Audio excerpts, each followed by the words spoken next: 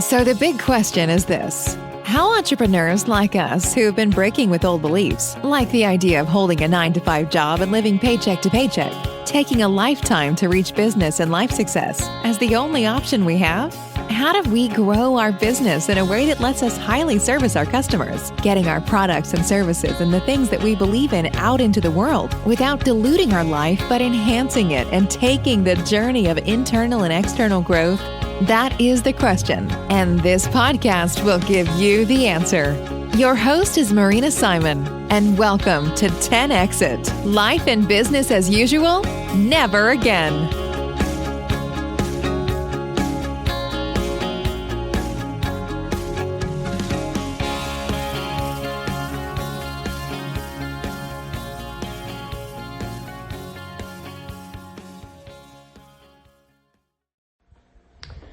Hi guys.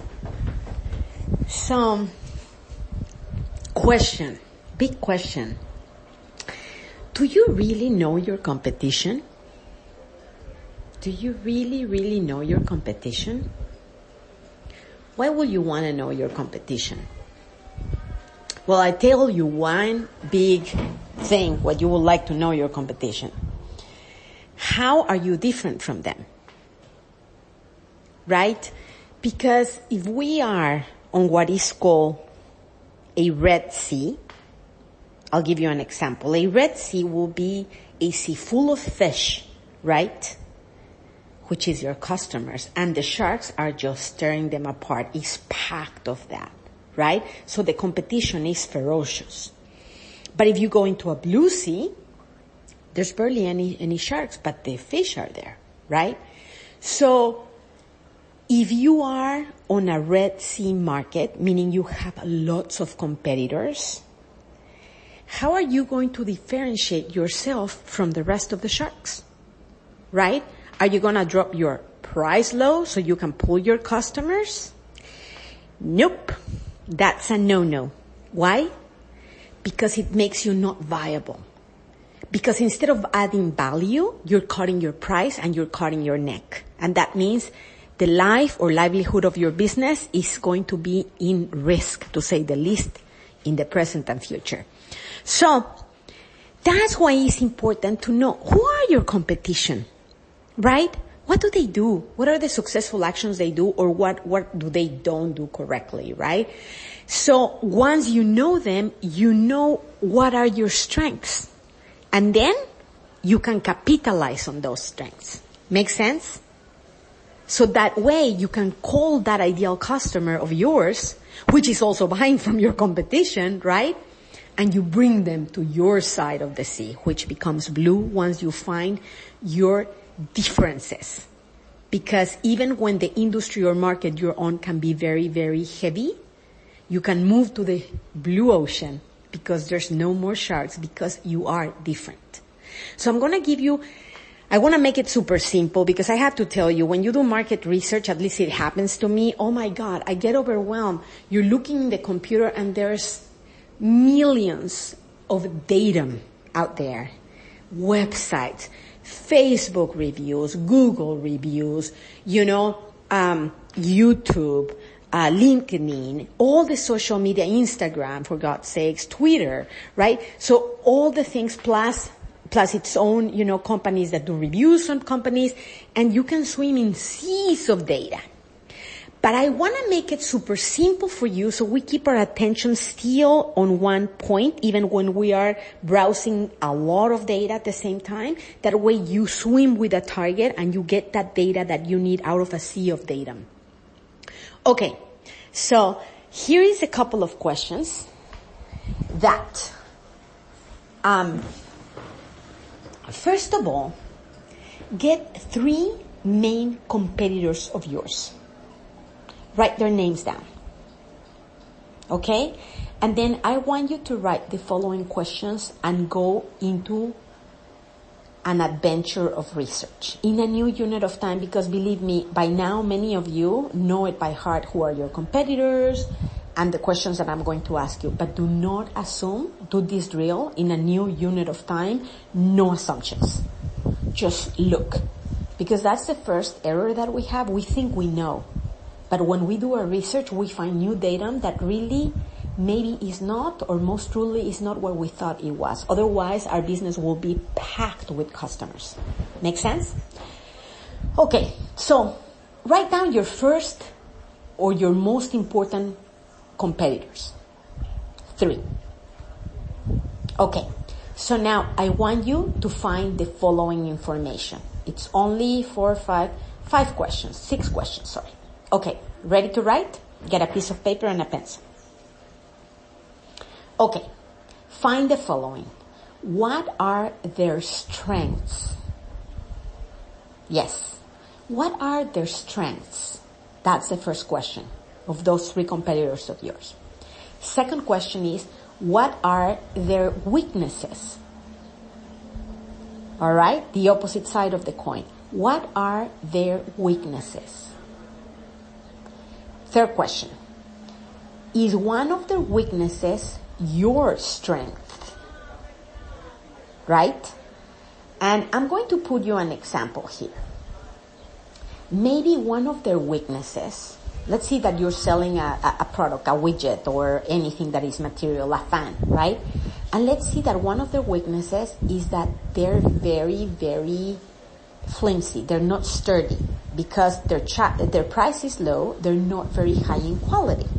So their weakness is that they're not strong enough to last for a long time. And that might be your strength. You might be higher in price, but you're stronger, right? So again, question number 3 is one of their weaknesses your strength? Right? Okay, question 4. Where and how are they advertising? Where and how are they advertising? I will go to Google Ads, to Yelp, to Facebook. Just going to Google and search for advertising and the name of the company. Okay? So I need to move because there's people around talking. Okay, so go and find that. Now, there's a very, very specific way to go into advertising for Facebook. And I tell you, it's easy because you can see. Let me see. I want to open it because I want to give you this. Many of you might know already, but for the ones that you don't know, you can have your competitors' advertising in your hand. Okay? And I'm going to tell you where to go. So this is for Facebook. Okay. So here we go. Okay, I want to give you the page that you go into, because what is going to happen is going to give you exactly the advertisements of your competition, right? So here we go. Let's see, Facebook Ads Manager. All right.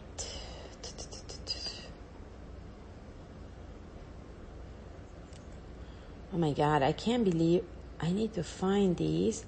Sorry if I'm taking a little longer, but this is an important, very important tool, because if you know your competitor, right, and he is really great, let me see 1 second, at advertising, then guess what?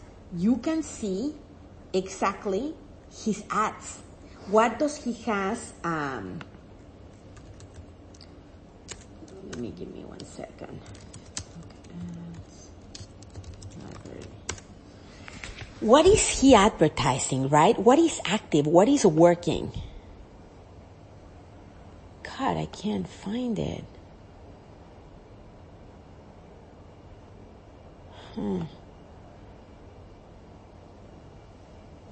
Okay, I found it. Sorry for the time. I want you to go into something, write it down again, is HTTPS, www.facebook.com/ads/library. and just put it in your computer. Again, www.facebook.com/ads/library. So what's going to happen is it's going to ask you to search, right? And you're going to put the name of your competition there. Let's see that you train executives. Bistache. We're going to put Bistache, right? And then what is going to happen is going to give you all the ads that company has active. And you're going to see exactly the ads that you can hack. Never copy an ad, never copy anything from your competition because it's not ethical. But hack it. See what is working, right? What buttons are they using? What pictures are they using? And hack it. Okay. So I got myself into a tangent to give you an example of where and how are they advertising, which is your fourth question, right? So just go into a research adventure. Where are these guys advertising? How does their ads look like? Okay, next question. How are they advertising? How their advertising efforts being received? Now you can see if people like them, right? You know the likes on any of the platforms. You see when they don't have likes, and you know the dislikes. And I tell you also a way to know how are they being received.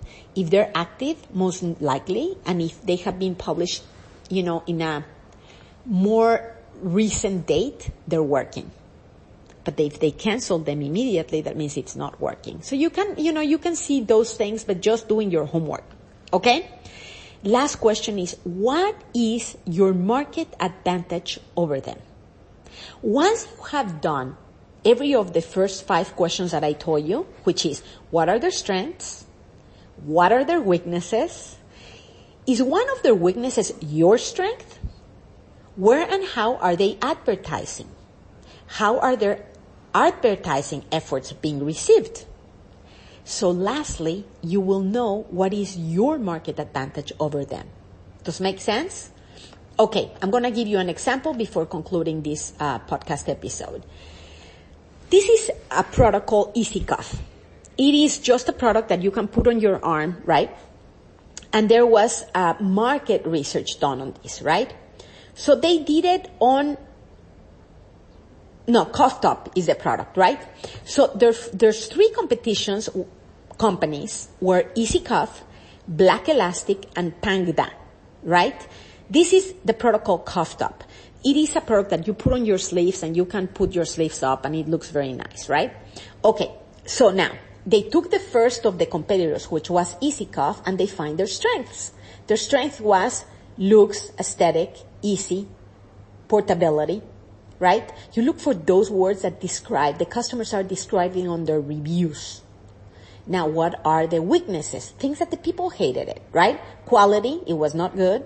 Cost was high, and it was easy to substitute. Like they were originated that they will put piece of cardboard in their sleeves, right? Instead of paying that high price.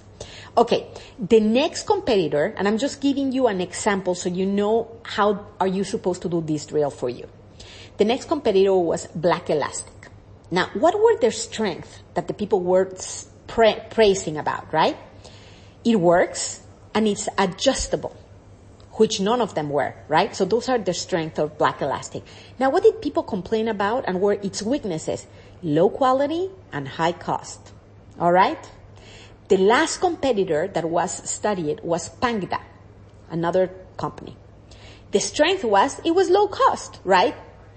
And the weakness was, of course, because it was so cheap, low quality, it was not adjustable, and it was uncomfortable to wear. Okay, so that way they figure out what were the differences between the competitors and their own company. And I'm going to give you the differences for Cough Top. One, it is high quality because it does a high quality product. It's made out of like metal and it's covered with silicone. It's very beautiful and very slim. It was not easy to substitute because it doesn't move, guys. It doesn't like moves in your arm around, right? You cannot just put cardboard and substitute it or just a Band-Aid, an elastic band and substitute it. Now, it was also very comfortable and that you get it, and I'm going to tell you how they find this out. And the fourth is adjustable. They could adjust it differently, right?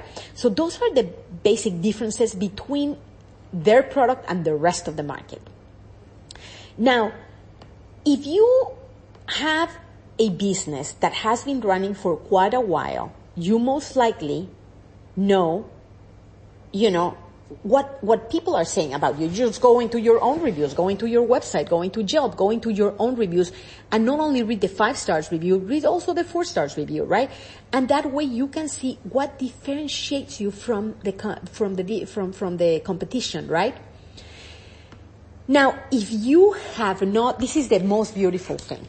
If you haven't have a company that has been operating for quite a while, what do you do, right?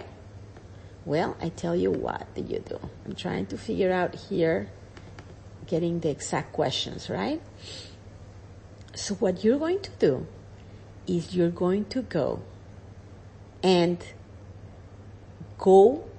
give a very, very little sales pitch, an elevator pitch, right? That you can give in 20 seconds. Let's call it elevator pitch because you can put it in the elevator before the next floor, right? 20 seconds you have to spill your pitch. And then let them try your product. Okay? So this is if you haven't had a company that has been established for a while and you can see the reviews and what the customers are saying about your product. But what you do is the following. Get your iPhone, so it doesn't cost you a thing, and go out and give taste of your product, right? And one thing that you can ask once they try your product, right? You can ask, what is your first impression of the product? How much will you pay for the product? What do you like most about the product? What do you dislike about the product? Would you recommend this to a friend? And the last question, which is super important, is there anything about the product that confuses you? Okay? You're getting your own reviews fresh from the start. You're starting and you're launching your new company and your new product. You just do this. You go out where you can get new people to try, people that don't have to do anything with you, doesn't know about your product, are not biased about your product. You understand? Somebody who doesn't know anything about your product. You can go into a mall and bring your product and just, put it there if they allow you. And just go even in a parking lot. I mean, go into places where there's people and bring your iPhone. Because I tell you something, if your product is fantastic, you'll capture the most amazing wow stories. In fact, this product, one of the commercials or advertisements that was done for this product, it took the first impressions of those guys that were trying the product for the first time. It's really amazing. I tell you something, it reminds me something. When I was a kid, which was a long time ago, I live in Mexico, and there was this soap for clothes that used to advertise, right? And they had 2 people, one washing with that product and the other one washing with different product, right? And they wash and wash and wash, and they look at the difference, and you can capture their faces. If they like the product, they don't like the product. The same they did with tasting things with their eyes closed. They put different products on the product. And if the product was fantastic, they were like, oh my God. So you want to capture those moments because you will use it on your marketing campaigns. Okay? So I'm going to repeat these 6 questions for those of you that have a new company and haven't launched the product yet. First question. What is your first impression of the product? Second question. How much will you pay for the product? This allows you also to have a price line. What will people will be willing to spend? 3. What do you like most about the product? 4. What do you dislike about the product? 5. Will you recommend to a friend? And 6. Is there anything about the product that confuses you? Guys, this is such valuable data. I have done it, and I'm telling you, you can do it even with your websites. I had the most amazing joules of information. And believe me, I'm not looking for the wow factor, which is great. You satisfy your ego, but truly you want to be effective. And I got the most amazing comments because I saw a little bit about it. But when it's your product, you sometimes get blind about things. You're used to seeing it every day, your website, your product, right? Or your service. And I've had the most amazing wow or aha moments reading those reviews because I realized I was not really looking and seeing what was not there and what was not satisfying the product, but most importantly, confusing the customer. And guess what? Rule number 1, a confused customer never buys. So guys, I hope you find it useful. I'm going to do a couple of episodes on this particular area. And so we can go deeper on this and how once you have that information, how can you apply it on a marketing campaign? Thanks for joining us today on 10 Exit. Life and business as usual, never again. We love always hearing from you. Please feel free to send Marina an email, marina@marinasimonbrand.com. Your input and comments are always welcome, the good, the bad, and the ugly. And if you like the podcast, you can always subscribe to it. Remember, the best way to predict the future is to create it.